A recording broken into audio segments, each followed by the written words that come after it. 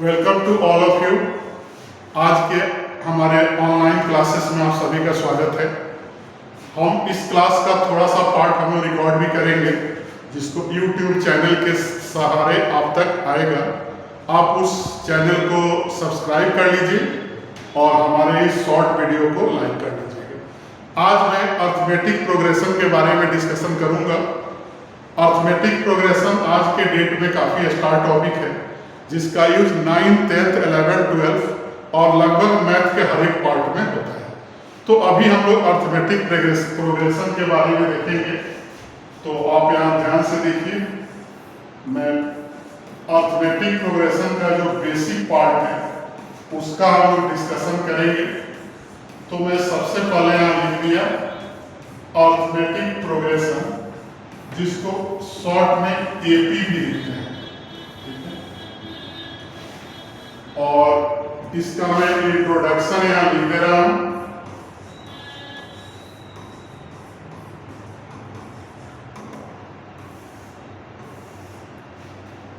यहाँ सबसे पहले याद रखना है इन एन एपी, किसी भी अर्थमेटिक प्रोग्रेशन में difference between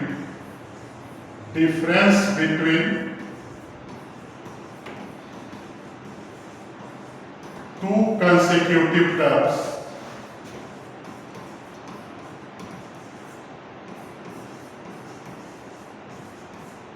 is always equal। ठीक है, is always equal मतलब कि दो लगातार टर्म का डिफरेंस हमेशा क्या होता है, इक्वल होता है। जैसे अगर हम ले लें कि here T1, T2, T3, T4 dash dash Tn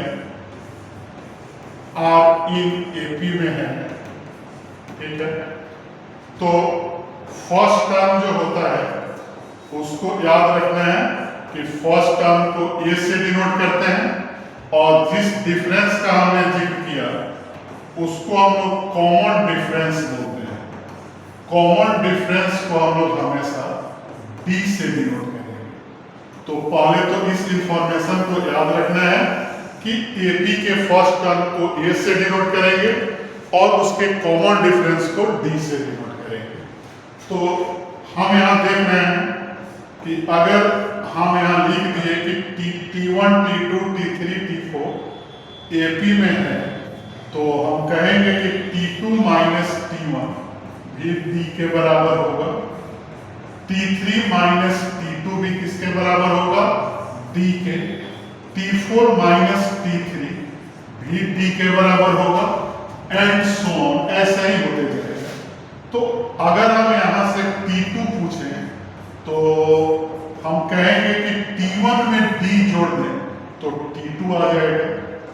उसी तरह T3 पूछे तो T2 में D जोड़ दें, T4 पूछे तो फिर T3 में D को ऐड कर देंगे। मतलब यही हुआ कि अगर पहले वाले टर्म में D को ऐड करेंगे तो हमारा नेक्स्ट टर्म आएगा। तो हम यहाँ देख रहे हैं, टर्म को लिख रहे हैं कि T1 को हमने क्या माना, A माना। T2 क्या हो जाएगा, T1 में D ऐड करेंगे, T3 कितना आएगा, T2 में फिर से D ऐड करें तो 2D हो जाएगा। T4 कितना आएगा, T3 में D को ऐड करें तो 3D आ जाएगा। ठीक है, तो अब हम यहाँ देख रहे हैं कि T1 क्या है, A है, तो D इसमें नहीं है, तो हम 0 इंटू D लिख देंगे, A प्लस 0 इंटू D। तो इसको हम लोग क्या लिखेंगे, A plus 1 minus 1 into D। मेरा पहला टर्म हो गया। सेकेंड में देख रहे हैं कि D के साथ 1 है, तो 2 माइनस 1 इंटू D लिख देंगे। थर्ड टर्म में D के साथ 2 है, तो क्या लिख देंगे, 3 माइनस 1। फोर्थ टर्म में D के साथ 3 है, तो 4 माइनस 1। एंड ऐसे ही सिमिलरली लिखते जाए तो हमारा जो nth टर्म Tn आएगा, जिसको nth टर्म बोलते हैं, इसमें क्या करेंगे, D के साथ n माइनस 1 इंटू D ठीक है, सीक्वेंस बनते जा रहा है। फर्स्ट टर्म में 1 माइनस 1, सेकेंड में 2 माइनस 1, ये उसी तरह से लिखते आ रहे हैं। थर्ड में 3 माइनस 1, फोर्थ में 4 माइनस 1, तो Tn में n माइनस 1। तो याद रखना है nth term of an AP का हमने फॉर्मूला निकाला और हमारा रिजल्ट क्या आया, Tn equal to a plus n minus 1 into, जहाँ a फर्स्ट टर्म है और d क्या है, कॉमन डिफरेंस है। तो nth टर्म का फॉर्मूला हमें मिला। फिर अब इसके बाद हम लोग नेक्स्ट इंफॉर्मेशन देखेंगे। तो नेक्स्ट इंफॉर्मेशन में है कि लास्ट टर्म जो होता है उसको हम लोग L से डिनोट करते हैं, last term of N A. अगर नंबर ऑफ टर्म्स n हो तो लास्ट टर्म किसको बोलेंगे, nth टर्म को ही हम लोग लास्ट टर्म बोलेंगे। तो Tn इक्वल टू क्या हो गया, L हो गया। अगर इसके पहले वाले टर्म को लिखें जिसको हम लोग बोलेंगे सेकेंड लास्ट टर्म, तो सेकेंड लास्ट टर्म में क्या लिख दिए, L माइनस डी, मतलब कि d के साथ 1 का मल्टीप्लिकेशन है तो सेकेंड लास्ट टर्म आएगा। फिर अगर थर्ड लास्ट टर्म लिखना है, थर्ड लास्ट टर्म, तो कितना आ जाएगा, L माइनस डैश डैश। अगर उसी तरह से हम लास्ट से फर्स्ट टर्म पर आ जाए, मतलब T1 पर आ जाए, तो हम कहेंगे कि nth लास्ट टर्म है। क्या बोलेंगे इसको, nth लास्ट टर्म। तो इसमें कितना लिखेंगे, L minus n minus 1 into. तो इसको भी समझ लेना है, अगर फर्स्ट लास्ट टर्म को L बोले तो लास्ट से जो सेकेंड टर्म है उसमें d का माइनस में d का कोएफिशिएंट 1 आया, थर्ड लास्ट टर्म में d का कोएफिशिएंट 2 आया, तो nth लास्ट टर्म में क्या आएगा, n माइनस 1 आएगा। ठीक है, तो यहां से हमारा फॉर्मूला क्लियर हो गया कि इसको हम लिख सकते हैं फर्स्ट टर्म को L minus n minus 1 into d, फिर n क्या है, नंबर ऑफ टर्म्स।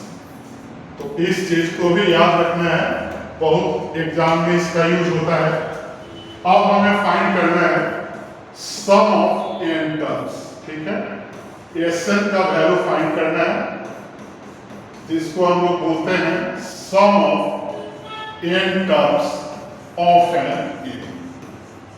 ठीक है, तो इसमें हम क्या देखेंगे कि Sn इक्वल टू, हमने एक बार फर्स्ट टर्म से लास्ट टर्म लिखा, a second term a plus d, a plus 2d, फिर a प्लस 3d, और हमारा लास्ट टर्म कितना आ गया, L आ गया। ठीक है, फिर Sn को अगर लास्ट टर्म से लिखें तो उल्टा लिखेंगे तो ऐसे आएगा, अभी हमने हर एक टर्म के बारे में बताया, L minus 2d, L minus 3d, और अंतिम में a आ गया। ठीक है, अगर हम इसको ऐड कर दें तो d से d ऐसे कैंसिल होके जाएगा, तो यहाँ 2 टाइम्स Sn आएगा और हर एक में a प्लस l बचेगा। तो a प्लस l कितना बार आएगा, तो डैश डैश को n टाइम्स मिलेगा। ठीक है, तो हम कर सकते हैं 2 of Sn equal to n times a plus l। तो यहां से हमारा Sn का वैल्यू क्या आ गया, n by 2 a plus l। मतलब कि अगर सम ऑफ n टर्म्स लिखें तो number of terms by 2, first term plus last term. ठीक है, मतलब कि फर्स्ट टर्म लास्ट टर्म को जोड़ के n बाई 2 से गुना कर देंगे तो हमारा सम ऑफ n टर्म आ जाएगा। अब हम देखेंगे कि L का वैल्यू क्या होगा। तो L क्या है, nth टर्म है, लास्ट टर्म nth टर्म है, तो हमने एल का वैल्यू कितना लिख दिया, nth टर्म के बराबर लिख दिया। इसको ध्यान से देखना है और समझना है। तो कितना आ गया, Sn का formula n/2 2a plus n-1 into. तो हमने क्या देखा कि हमें यहां से 3 इंफॉर्मेशन मिला। Tn इक्वल टू क्या मिला, nth टर्म मिला a plus n-1 into D. Sn क्या मिला, n/2 into a plus n, first term plus last term. और एक और फॉर्मूला मिला 2a प्लस n-1 इंटू। तो इस तीनों फॉर्मूला को याद रखना है, इससे हम बहुत सारे अर्थमेटिक प्रोग्रेशन के क्वेश्चन को बना सकते हैं। तो अगर आप हमारे ऑफलाइन क्लास को ज्वाइन करना चाहते हैं तो उसके लिए इस नंबर को नोट कर लें और इस पे कॉल करके आपको ऑफलाइन क्लास के बारे में सारा का सारा इंफॉर्मेशन मिल जाएगा। और हमारे वीडियो को लाइक करते रहिए और जिस चैनल के थ्रू आ रहा है उसको सब्सक्राइब करते रहिए। Thank you.